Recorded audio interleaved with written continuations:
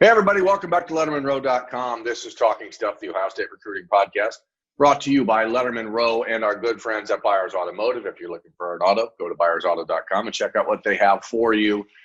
Today, Spencer Holbrook and I have for you conversation pertaining to the Ohio State Buckeyes football recruiting class of 2021, 2022, and whatever else is on the minds of the people, because that's who we serve. Spencer, we serve the people. Right. I would call us public servants. Yeah. Yeah. I mean, essentially, that's what we are. We are unelected for life public servants. So that's pretty cool. Yeah. That's pretty cool. For life? Yeah, for life. All right. Not? I'm not. Do you want to quit, Spencer? I will work until the day I die. Well, let's hope that's no time soon. Because this show gets really boring if I'm just talking to myself. Spencer, let's just start talking stuff about the Buckeyes Bash, because that's sort of the thing, I think, that everyone is looking toward, because it's been seemingly 400 years since there's been like a big recruiting weekend at Ohio State. Is this one, I don't know that I would necessarily qualify it as such, but the reality is that it is turning into a recruiting weekend, and there hasn't been one since last November. So I guess it has to be, right? Yeah. The big thing I want people to understand is that right now I think there's only one non-committed player expected at the Buckeyes Bash, and that is Tristan Leigh, his brother Aiden Leigh, and then their mother is making the trip from Virginia. So that means, well, Aiden Leigh, I guess, but he's a 2023. I'm not really counting him. Because quite frankly, I mean, he's a 2023 prospect, and he's not Brennan Vernon or someone like that in Ohio, where it's like, oh, that's a must get. He is obviously a good young player. The Buckeyes have offered Aiden Leigh, but the focus clearly will be on his big brother Tristan, 6'5", 290-pound offensive tackle from Fairfax, Virginia, a 5-star prospect. He's going to get like major love from the Ohio State class next week. And I think it's cool because for Travion Henderson and Tyleik Williams, who are making the trip from Virginia also, like this will be their first time at Ohio State and in Columbus, but Tristan's been there before. So it's almost like he's the guy that knows stuff about the city more so than 3 of the commitments if Denzel Burke makes it as he's expecting to. So it's not going to be quite as like introductory to Tristan Leigh as it will be to some of the guys in the class, which I think is a weird dynamic. Yeah, it's interesting because, we think of Travion Henderson as one of the building blocks of this class, but the reality is he's never been on campus. He's never been to Ohio State. Whereas Tristan Leigh is, a fringe guy they're hoping to get back in the mix for. And I think they are creeping back into the mix a little quicker than we expected them to, but he's kind of the guy that's going to show them around, right? Yeah, I mean, as I said last week on Talking Stuff, the Ohio State Recruiting Podcast brought to you by Lettermen Row and Byers Auto, if Tristan Leigh really is interested in being a Buckeye, if he's truly interested in being a part of the Ohio State recruiting class, he had to make this trip this weekend or next weekend. He had to. So now that is locked in and his mother has confirmed that it's happening, and like once that happens, then you can start talking about that bold prediction that you made last week, which was that Tristan Leigh could end up being in the Ohio State class of 2021. There's a long way to go, but I think that what you have to look at is the top 2 contenders for Tristan Leigh in Oklahoma and LSU certainly are not, feeling so chipper about their football programs right now and where they're at, especially LSU, who, if you look at Ed Orgeron's career and his legacy, last year was obviously a historical season and they won a national championship, but I don't know that there's anyone out there who's ever really been of the mindset that Ed Orgeron was like the world's greatest coach. Hey, obviously he's a good recruiter. Are you of that mindset? No, I was just going to say last year was an outlier. It is. It's an anomaly. It's an outlier. It's a misnomer. Maybe it's not a misnomer. That's probably not right. Sometimes I just use words that sound smart, even though I'm not really sure exactly what it means right now. It's still, my brain isn't fully awake to the wonders of vocabulistics, Spencer. So I guess the point is LSU obviously recruits well. They're a program that has built a lot of talent. They put a lot of guys in the NFL. It's a great college town. It's in the SEC. There's all these other things that are certainly worth paying attention to. And certainly all those other reasons that make them a real contender for any recruit around the country. But if you take away a little bit of the magic dust from last year, then you start to see maybe there's an opportunity for other programs to get in the mix when maybe, if they came out of the gate like going crazy and blowing everyone out and winning all their games, maybe that would be easier sell for LSU to be like, hey, this is who we are now. Let's go. So the fact that Tristan Leigh and his parent and brother are making the trip to Ohio State is pretty important. Now, obviously, Spencer, as we know, what can he not do when he's in Columbus? Talk to coaches. Can't talk to coaches when he's at Ohio State. So to me, the frustration for Ohio State is this. You have this big visit happening. You know that Tristan has already visited Oklahoma in the same fashion. He's visited LSU in this fashion twice. Like, this is sort of your opportunity to push back into the conversation. But you also can sort of read between the lines here that he's making these decisions based on these visits to schools where he can't really be recruited by the schools. So how soon after this weekend upcoming that he makes I keep saying this weekend, but it's actually next weekend. So sorry about that. How soon after he makes that decision ultimately, I think, is what the Buckeyes are going to be trying to figure out here, because if a decision is made before December, then doesn't matter if he makes it this coming weekend or not. This next coming weekend. You know what I mean? Because he has to, at some point, he's going to want to get back to these schools in an official visit capacity. And that's when you really will separate the wheat from the chaff, so to speak, when it comes to his recruitment. But how do you think that you would be impacted as a recruit by what you can do next weekend? Well, I think here's the big thing for me is Ohio State should hope that the official visits don't happen for Tristan Leigh, because I think Ed Orgeron is best recruiting when he has guys on campus. He's showing them what it's like down on the bayou, go Tigers and all that hoorah. Yeah. And then Lincoln Riley is when you get a guy on Oklahoma's campus, it's almost the same way. They're a little enamored by what they see when they go to Oklahoma. Whereas Ohio State, they kind of recruit in a different fashion. They don't need guys to be on campus to get them to commit. They don't need guys to really, come see the slide and the facility and everything like that. It's more of just a holistic family style approach where they say, this is what we have to offer. If you want to come, great. And I think that's one of the advantages Ohio State has in this recruitment is he can't take official visits right now. So he can't go have jambalaya or gumbo with Edo's mom. He can't do that kind of stuff or whatever they do with these recruits, because those are the kind of things that happen down there. But what about jambalaya? Is that a thing? I don't know. I almost said that. Could you combine the two? That's what I'm wondering. Have we just spawned a new Creole style meal that maybe is this our Shark Tank moment? Do we just create jambalaya? We don't have the authority to do that. Why not? I've never been to Louisiana. I mean, I have. I've been there once, but I don't think that you have to. Popeye's chicken is not only in Louisiana, right? If I create jambalaya, why can't I be the sole creator and purveyor of jambalaya from this point forward? I don't know. I'm going to get back to my point. Ohio State does not need an official visit to get a 5-star offensive tackle to visit. Yeah.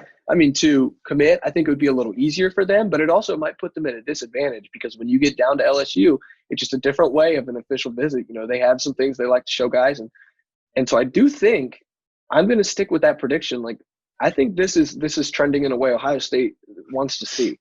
Yeah, it's certainly a positive step for the Buckeyes. And the one thing that really is important about next weekend's visit, and we'll talk about this more next week on the show, I'm sure, but it is that this is an opportunity for Tristan and his family to get to know the families of other Ohio State commitments. And I don't want to sound slanted here, because I'm sure it will regardless. So I guess I don't care if I sound slanted when I say it. It's not my intention, though. One of the things I think has become so important in Ohio State recruiting in the last handful of years is the involvement of the parents in the recruiting process and the way that the parents have formed the Football Parents at Ohio State group and how they've all gotten so close. And I think that one of the real negatives to this pandemic from a recruiting standpoint was that it eliminated the June official visit weekend where everyone in this class, in the class of 22 early prospects that they were really dialed in on, we're all going to be in Columbus with their families. It was like their big barbecue, hang out, spend the time getting to know each other weekend. And for a parent at this point, considering sending their kid to another state for college, in the middle of the world being on fire, literally, it seems like there has to be a certain comfort level with the people that they're going to be around. The only real advantage Ohio State has over LSU and Oklahoma in the recruitment of Tristan Leigh is location. It's obviously a little bit closer than Baton Rouge. It's a lot closer than Norman, Oklahoma. And so you have that sort of built-in advantage. And I think that the relationships that can be built up and formed next weekend, the relationships with parents like Jack Sawyer's parents who, the kids are going to be staying at Jack's house, that's where I think that there's an opportunity for Ohio State to really make a leap in the Tristan Leigh recruitment because they're really great people that are behind the kids, and that changes a lot of things. I think now. Go ahead. No, I think please. I think the other thing that changes this recruitment a little bit is when they watch that game together, all of those recruits.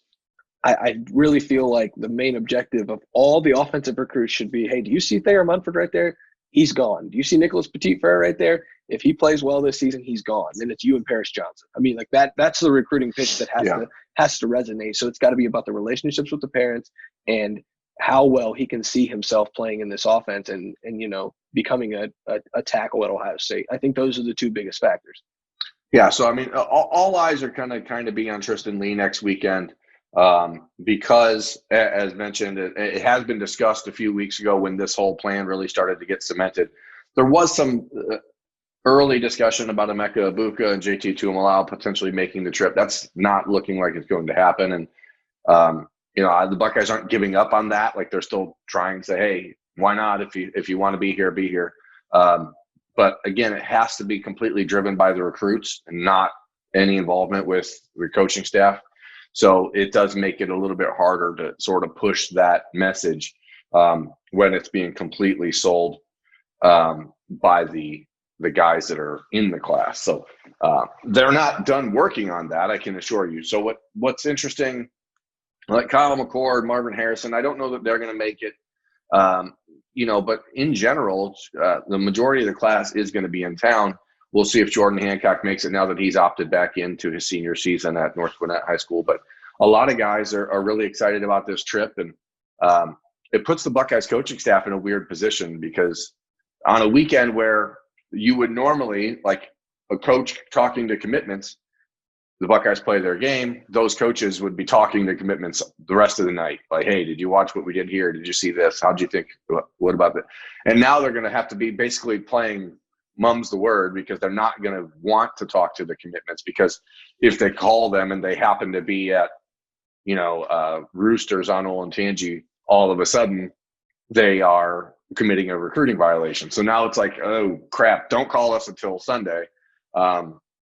And I think that takes a little bit of the luster off of what should be a celebration-style weekend in Columbus. But the positives for Ohio State when it comes to the peer-to-peer recruiting, the getting to know Tristan Leigh and his family, the opportunity to really lock in guys like Travion Henderson and Tyleik Williams and Denzel Burke and all these guys that are coming in from all over the country, I think outweighs that.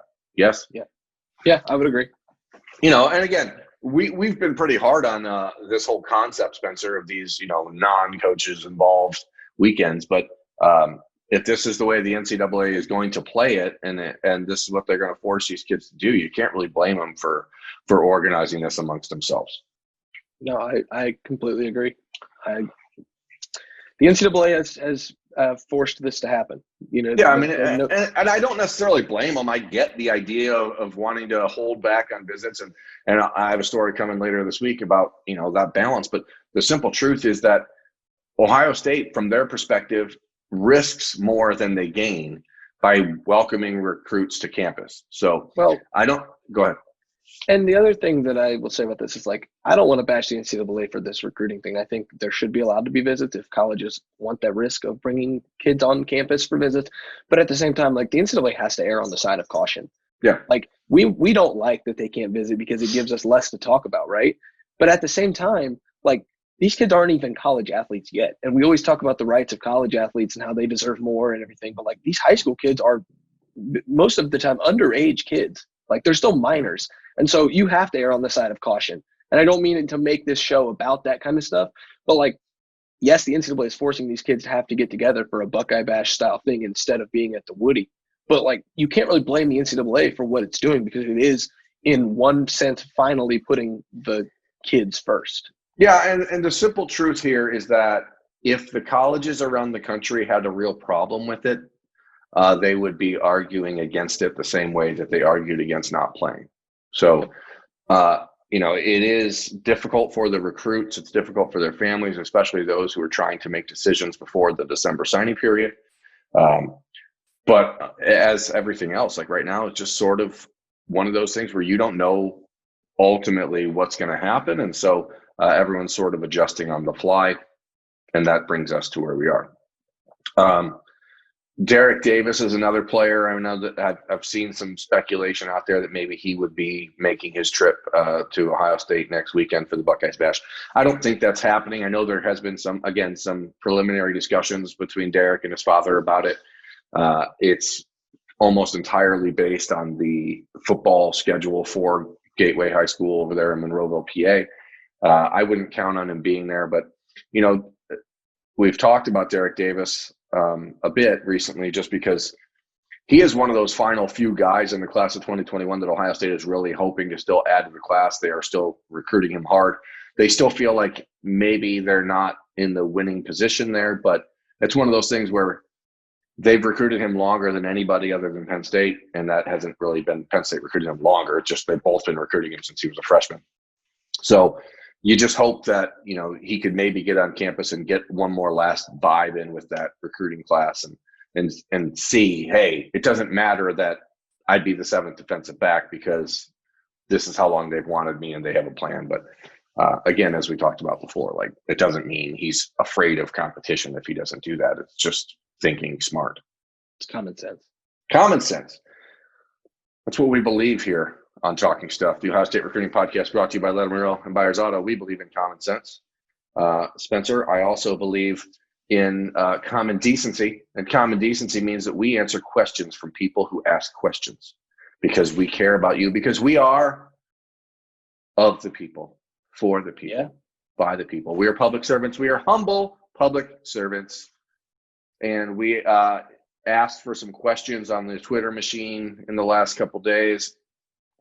And to be honest, it seems like a lot of you out there who are wanting questions answered are running into the same problems that we are, because there's not a lot of talk to have when it comes to recruiting right now. There's not a lot to talk about.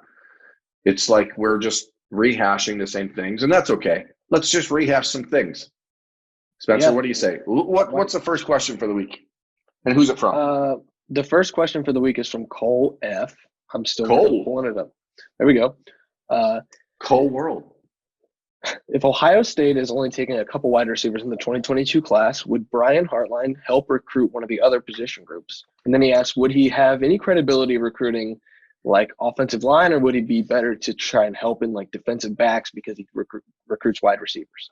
Brian Hartline and all the staff at Ohio State will recruit any player, period. Brian Hartline's been very instrumental in the recruitment of JT Tuimoloau, for example. Not necessarily because he's recruiting him as a defensive player, or but because he was the guy recruiting that area when he was meeting G. Scott and Emeka Ibuka, and then all of a sudden that's how relationships get formed. Brian Hartline recruits St. Louis, so he's been very involved in the recruitment of Jalen Johnson and other players in that area. But the bottom line is that every Ohio State coach needs to be able to recruit any player. Ryan Day, back when he was an assistant coach, was the quarterback's coach, of course, but He was the lead recruiter on Harry Miller. He was the lead recruiter on Garrett Wilson. So there's a lot of, responsibility for every Ohio State coach. I do want to talk, though, about that 2022 receiver group, because one of those players that we kind of thought was leaning towards Ohio State early in the process was Luther Burden from St. Louis Cardinal Ritter High School, the alma mater of Jamison Williams. And he committed to Oklahoma last week. He's never been to Ohio State, so you knew that the Buckeyes were sort of falling behind as the class of 2022. It seems like they're jumping on scholarship offers earlier just to lock in some spots because we don't know what's going to happen with recruiting. I don't think that people should freak out about that relationship going bad or that recruitment being over. It's a long time before he can sign anywhere, and I think the Buckeyes are going to continue to recruit Luther Burden. But, he's at the top of that 2022 receiver list with Caleb Burton from Texas, with CJ Williams out in California, with Armani Winfield in Texas. So just, I don't want to say disregard anyone's commitment at this point, but because there are some obviously in the class of 2022, like, in Ohio, for example, like Tegra Tishabola or Jair Brown or CJ Hicks and Dasan McCullough, all the Buckeyes commitments. Again, I realize I sound slanted, but if a kid like Luther Burden from Missouri is committing to a place like Oklahoma because he's been there once and he hasn't been anywhere else, I don't think that that's a recruitment that people should be like, oh, what happened? How'd the Buckeyes fall off on that one? There's a lot of good receivers out there. He's one of them they're looking at. Don't put too much stock into what happens there.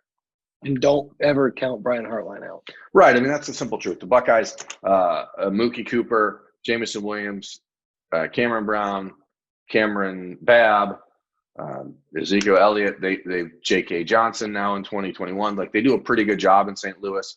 The relationships are very strong at Cardinal Ritter High School.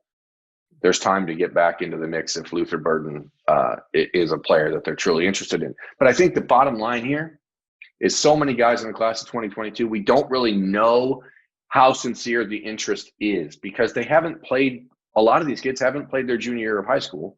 St. Louis has just started playing some game. So there's a lot of things that are unknown, and the recruits, I think, are taking advantage of that by committing to schools to make sure they have their spots, but there's still going to be conversation. So next question. All right. We can probably do one or two more. Assuming the Buckeyes don't get Tristan Leigh, which obviously is still up in the air, is Gunnar Givens the top target in 2022? And besides him, who are the top offensive line prospects? I know there are a lot in the state, Berm. Ohio State could probably make the core of an offensive line class just inside Ohio. It's a very strong offensive line class in the state. A lot of good people know those names, Blake Miller, Emil Wagner, like those guys are already on the radar. So I thought with this question, we could go a little out of the state and kind of dissect that because we've covered in-state recruits pretty well. Yeah, I mean, let's be clear. The Buckeyes' top target at tackle is already committed to Ohio State. That's Tegra Tishabola from Wayne Huber Heights High School. I'm sorry, Lakota West, my bad. Not Wayne. The helmets are – there's a big W, whatever. I don't know exactly where Gunnar Givens falls on their list. I know that him, Zach Rice, who's another Virginia kid, are high on the list. There's Keontae Goodwin down there in the Louisville area, which is very high on their list. But as you said, I mean, this is a class of offensive linemen that's probably going to be 5 or 6 deep. And I think that they could fundamentally recruit all of them from the state of Ohio if they really chose to. We've talked a little bit in the past about Greg Studwara and his lack of closing ability when it comes to out-of-state targets. Gunnar Givens is a player he has been in regular contact with, so they're certainly involved there. But there's a ton of out-of-state kids that are still on the board, and the offensive line is just one of those spots where you can see something like we'll use Zen Mahalski as an example. Like, they saw an athletic tackle there, a kid that had played tight end and was growing into his body, but they had seen senior tape of him playing, and so they were able to really kind of make an aggressive move on him. Virginia is not playing football yet, so we have no idea what Gunnar Givens is going to look like as an offensive tackle with pads on. And I think that so a lot of the the guys that they're interested in are sort of preliminary interests where they're like, this kid looks really good. He's now up to 6'6", 285 pounds. He's athletic. He can do this. But until they can get a chance to see them with a helmet on and pads on and playing against defensive linemen, it's hard to get too invested in their recruitment. So right now it's just about relationship building. Gunnar Givens is certainly at the top of that list. But for me, there's not a whole lot of difference in what I see athletically or physically from Gunnar Givens to Emil Wagner. Like I think that you can see Emil Wagner at this point is only 245, 250 pounds. And so you know that he's got the potential to go up to that 290, 300 pounder and be super athletic. And Emil's brother, Ahmad Wagner, who played basketball and football at Iowa, is one of the most athletic players in Ohio in the last decade, in my opinion. And I think he made a poor decision by not being a college football player full time. Emil's not going to make that mistake, and the Buckeyes are watching him close.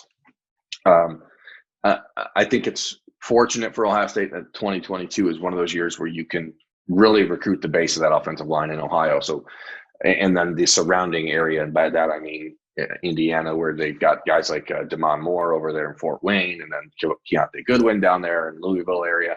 I think that's smarter and more reasonable for Buckeye fans to look there. And then you have like the big hog mollies out there in California, like Ernest Green at St. John Bosco, the Wyatt Davis sort of protege. Buckeyes are very high on him. So much of it, I don't want to ever dismiss anything because recruiting changes very quickly and things happen quickly. But like, there's so many questions that have to be answered. And again, California is not playing football yet. Virginia is not playing football yet. North Carolina, where a lot of the Buckeye recruiting is happening, aren't playing football yet. Texas is just getting underway. Like, you know, early offers in that class are sort of reactionary and based on what you see in a camp or something like that. But without any in-person camps at Ohio State this season, without any ability to evaluate players at their high schools, without any evaluations of players on junior film against actual competition, everything is sort of, smoke and mirrors right now. That's all. All right. Last question. Let's make it quick. Sure. How do you think the staff is approaching the 2021 class numbers wise? And I wanted to get to this question because Eduardo, returning questioner, Eduardo. Eduardo asked a good question because we can discuss what the numbers are going to look like. I feel like they keep changing, but they kind of aren't changing. They were at 25, 26. Now it's down to 22, 23. So what are your thoughts, Bert? Well, the Buckeyes are at 20 commitments. They have a free year on the roster with any senior getting an extra year of eligibility.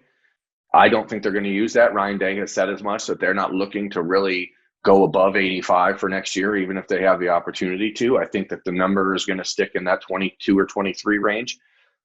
There's maybe 24. So there's, let's just be blunt, right? There's 20 commitments. There's 4 guys left that they would take a commitment from today. Okay? 1, 2, 3, 4, Eduardo. 4 guys. Tristan Leigh. 1. JT. 2. Emeka. 3. And Derek Davis. 4, right?